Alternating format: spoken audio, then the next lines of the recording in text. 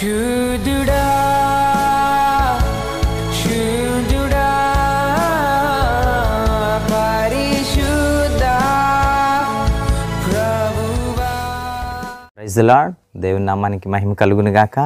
ప్రతి ఉదయం ప్రభు పాదాల చెంత లివ్ విత్ గాడ్ కార్యక్రమానికి ప్రేమతో మిమ్మల్ని ఆహ్వానిస్తున్నాను. ప్రియులరా, ఈ దినం కూడా దేవుడు మనతో మాట్లాడుతున్న ఒక అద్భుతమైన మాటను మనం ధ్యానించుకుందామా? మత్తయి సువార్త 5వ అధ్యాయము 8వ వచనాన్ని మనం ధ్యానించుకుందాం. చూడండి, మత్తయి సువార్త 5వ అధ్యాయము 8వ వచనం. హృదయ శుద్ధి గల వారు ధన్యులు, వారు దేవుని చూచెదరు. ఆమేన్. దేవుడు మనకి ఎన్నో వాగ్దానాలు చేశాడు. బైబిల్ గ్రంథంలో దేవుడు మనకి ఎన్నో వాగ్దానాలు చేశాడు. ఒకటా రెండా కాదు, ఆయన ఎన్నో వాగ్దానాలు మన కొరకు ఆయన బైబిల్ గ్రంథం ద్వారా తన పిల్లలమైన మన కొరకు ఆయన ఎన్నో వాగ్దానాలు చేశాడు. అయితే ఆయన వాగ్దానాలను మనం పొందుకోవడానికి ఎప్పుడు కూడా ప్రతి వాగ్దానానికి దేవుడు కొన్ని అర్హతలను దేవుడు ఉంచాడు. ఈ లోకంలో మనము ప్రతిదానికి ఒక అర్హత ఉంటుంది. చూసారా? ఒక ఉద్యోగం సంపాదించుకోవాలన్నా ఈ చదువుకొని ఉండాలి అన్నటువంటి ఒక అర్హత ఉంటుంది. ఈ లోకంలో ప్రతిదానికి ఒక అర్హత ఉంటుంది. ఏదైనా ప్రభుత్వ పథకాన్ని మనం పొందుకోవాలన్నా ఒక అర్హత ఉంటుంది. బైబిల్ గ్రంథంలో కూడా దేవుడు మన కొరకు చేసినటువంటి అనేక వాగ్దానాలను మనం పొందుకోవాలంటే వాటికి మనము అర్హులమై ఉండాలి. ఆ అర్హతను సంపాదించుకోవాలి. దేవుడు మనకు ఒక వాగ్దానం చేస్తున్నాడు. ఏంటి ఆ వాగ్దానం అనంటే, మీరు దేవుని చూచెదరు అంటున్నాడు. మనం ఆయనను చూస్తాం. మనం ఆయనను చూడాలి అనంటే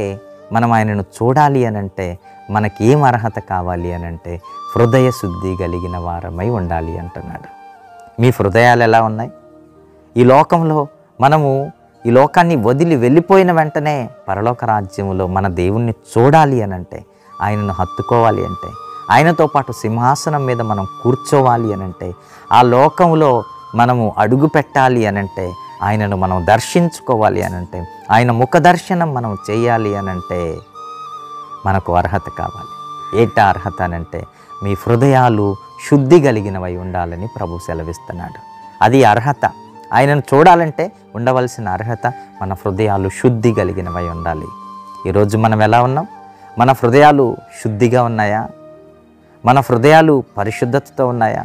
మన హృదయాలు లోకానుసారమైన అనేక అలవాట్లతో నిండిపోయాయా? లోకానుసారమైన భయంకరమైనటువంటి అలవాట్లతో మీరు నిండి ఉన్నారా? అయితే మీరు క్రైస్తవులైనప్పటికీ ఆయనను చూచేటటువంటి దేవుడిచ్చిన ఆ వాగ్దానం మీ జీవితాలలో నెరవేరదు. ఆయన చేసిన ఈ గొప్ప వాగ్దానము మీ జీవితాలలో నెరవేరాలి అనంటే మీరు హృదయ శుద్ధి కలిగిన వారై ఉండాలి. హృదయ శుద్ధి కలిగిన వారు ధన్యులు.